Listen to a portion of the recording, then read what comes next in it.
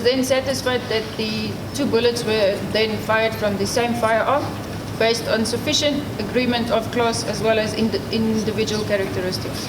After that, I placed a second test bullet on the right-hand side of the microscope.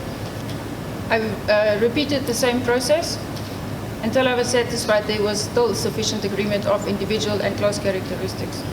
I then proceeded to inform Lieutenant Colonel Mangena that I am of the opinion that the exhibit bullet and the test bullets were fired from the same firearm. Captain Grobler dug in her heels despite the defence arguing that its expert found Mangena's findings were inconclusive. You know Mr. Dave Peterson, who used to be attached to the Forensic Sciences Laboratory ballistics section as well. I know Mr. Peterson, my lord.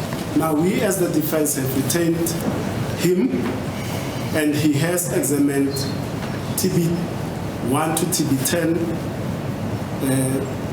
compared it with the exhibit bullet in the presence of the investigating officer of this case, Brigadier Geninda and Lieutenant Colonel Mangena.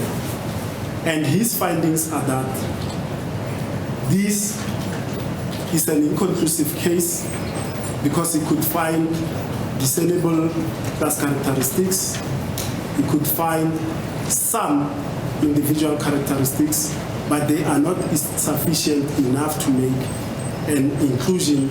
Therefore, he made it a case of an inconclusive finding. So I'm not going to speak about borderline. I don't speak about borderline. I'm speaking ballistics now. This is an inconclusive finding, according to Dave Peterson. I'm not sure what the question. Do you want to comment on that? Mr. Peterson is entitled.